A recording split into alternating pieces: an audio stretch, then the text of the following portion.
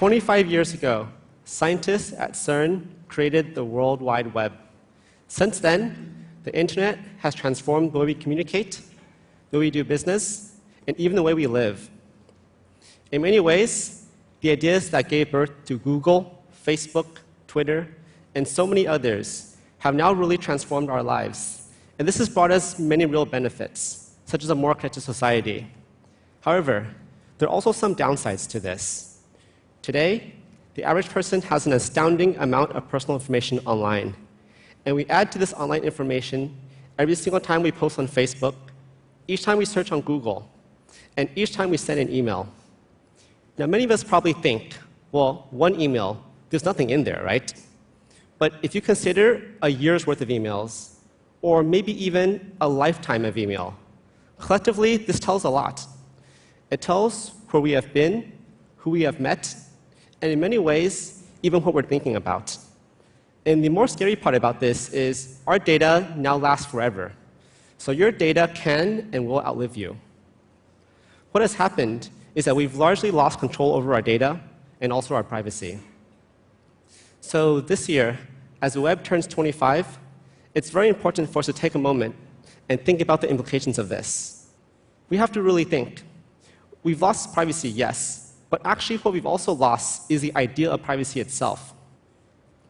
If you think about it, most of us here today probably remember what life was like before the internet. But today, there's a new generation that is being taught from a very young age to share everything online. And this is a generation that is not going to remember when data was private. So if we keep going down this road, 20 years from now, the word privacy is going to have a completely different meaning of what it means to you and I. So it's time for us to take a moment and think, is there anything we can do about this? And I believe there is. Let's take a look at one of the most widely used forms of communication in the world today, email. Before the invention of email, we largely communicated using letters. And the process was quite simple. You would first start by writing your message on a piece of paper. Then you place it into a sealed envelope, and from there, you would go ahead and send it after you put a stamp and address on it. Unfortunately, today, when we actually send an email, we're not sending a letter. What you're sending, in many ways, is actually a postcard. And it's a postcard in the sense that everybody that sees it, from the time it leaves your computer to when it gets to the recipient, can actually read the entire contents. So the solution to this has been known for some time, and there's many attempts to do it. The most basic solution is to use encryption. And the idea is quite simple. First, you encrypt the connection between your computer and the email server. Then you also encrypt the data as it sits on the server itself. But there's a problem with this, and that is the email servers also hold the encryption keys. So now you have a really big lock with a key placed right next to it. But not only that, any government could lawfully ask for and get the key to your data. And this is all without you being aware of it. So the way we fix this problem is actually relatively easy, in principle. You give everybody their own keys, and then you make sure the server doesn't actually have the keys. This seems like common sense, right? So the question that comes up is, why hasn't this been done yet? Well, if we really think about it, we see that the business model of the internet today really isn't compatible with privacy. Just take a look at some of the biggest names on the web, and you see that advertising plays a huge role. In fact, this year alone, advertising is $137 billion. And to optimize the ads that are shown to us, companies have to know everything about us. They need to know where we live, how old we are, what we like, what we don't like, and anything else they can get their hands on. And if you think about it, the best way to get this information is really just to invade our privacy. So these companies aren't going to give us our privacy. If we want to have privacy online, what we have to do is we've got to go out and get it ourselves. For many years, when it came to email, the only solution was something known as PGP, which was quite complicated and only accessible to the tech-savvy. Here's a diagram that basically shows the process for encrypting and decrypting messages. So needless to say, this is not a solution for everybody. And this actually is part of the problem. Because if you think about communication, by definition, it involves having someone to communicate with. So while PGP does a great job of what it's designed to do, for the people out there that can't understand how to use it, the option to communicate privately simply does not exist. And this is a problem that we need to solve. So if we want to have privacy online, the only way we can succeed is we get the whole world on board. And this is only possible if we bring down the barrier to entry. I think this is actually the key challenge that lies with the tech community. What we really have to do is work and make privacy more accessible. So last summer, when the Edward Snowden story came out, several colleagues and I decided to see if we could make this happen. At that time, we were working at the European Organization for Nuclear Research at the world's largest particle collider, which collides protons, by the way. We were all scientists, so we used our scientific creativity and came up with a very creative name for our project, Proton Mail.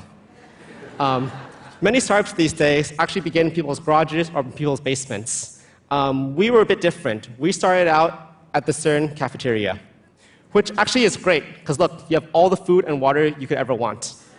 But even better than this is that every day, between 12 p.m. and 2 p.m., free of charge, the CERN cafeteria comes with several thousand scientists and engineers. And these guys basically know the answers to everything. So it was in this environment that we began working. What we actually want to do is we want to take your email and convert it into something that looks more like this. But more importantly, we want to do it in a way that you can't even tell that it's happened. So to do this, we actually need a combination of technology and also design. So how do we go about doing something like this? Well, it's probably a good idea not to put the keys on the server. So what we do is you generate encryption keys on your computer.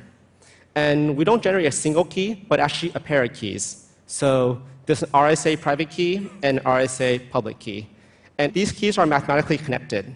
So let's have a look and see how this works when multiple people communicate. So here we have Bob and Alice who want to communicate privately. So the key challenge is to take Bob's message and to get it to Alice in such a way that the server cannot read that message.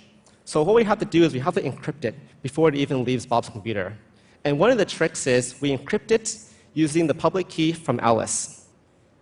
Now this encrypted data is sent through the server to Alice.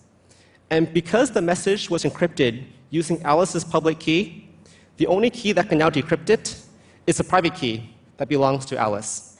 And it turns out Alice is the only person that actually has this key. So we've now accomplished the objective, which is to get the message from Bob to Alice without the server being able to read what's going on. Actually, what I've shown here is a highly simplified picture.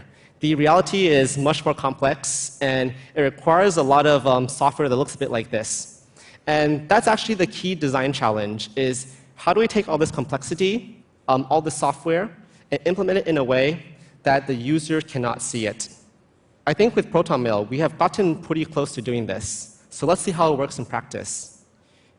Here, we've got Bob and Alice again, who also want to communicate securely. They simply create accounts on Proton Mail, which is quite simple and takes a few moments. And all the key encryption and generation is happening automatically in the background as Bob is creating his account. Once his account is created, he just clicks Compose, and now he can write his email like he does today. So he fills in his information, and then after that, all he has to do is click Send. And just like that, without understanding cryptography, and without doing anything different from how he writes email today, Bob has just sent an encrypted message. What we have here is really just the first step, but it shows that with improving technology, privacy doesn't have to be difficult, it doesn't have to be disruptive. If we change the goal from maximizing ad revenue to protecting data, we can actually make it accessible. Now, I know a question on everybody's minds is, okay, protecting privacy, this is a great goal, but can you actually do this without the tons of money that advertisements gives you? And I think the answer is actually yes, because today we've reached a point where people around the world really understand how important privacy is. And when you have that, anything is possible. Earlier this year, Proton Mail actually had so many users that we ran out of resources. And when this happened, our community of users got together and donated $500,000. So this is just an example of what can happen when you bring the community together towards a common goal. We can also leverage the world. Right now, we have 250,000 people that have signed up for Proton Mail. And these people come from everywhere. And this really shows that privacy is not just an American or European issue. It's a global issue that impacts all of us. It's something that we really have to pay attention to going forward. So what do we have to do to solve this problem? Well, first of all, we need to support a different business model for the internet, one that does not rely entirely on advertisements for revenue and for growth. We actually need to build a new internet where now our privacy and our ability to control our data is first and foremost. But even more importantly, we have to build an internet where privacy is no longer just an option, but is also the default. We've done the first step with Proton Mail, but this is really just the first step in a very, very long journey. The good news I can share with you guys today, the exciting news, is that we're not traveling alone. The movement to protect people's privacy and freedom online is really gaining momentum. And today, there are dozens of projects from all around the world who are working together to improve our privacy. These projects protect things from our chat to voice communications, also our file storage, our online search, our online browsing, and many other things. And these projects are not backed by billions of dollars from advertising, but they found support really from the people, from private individuals like you and I, from all over the world. And this really matters, because ultimately, privacy depends on each and every one of us. And we have to protect it now, because our online data is more than just a collection of ones and zeros. It's actually a lot more than that. It's our lives, our personal stories, our friends, our families, and in many ways, also our hopes and our aspirations. And we need to spend time now to really protect our right to share this with only people that we want to share this with. Because without this, we simply can't have a free society. So now is the time for us to collectively stand up and say, yes, we do want to live in a world with online privacy. And yes, we can work together to turn this vision into a reality. Thank you.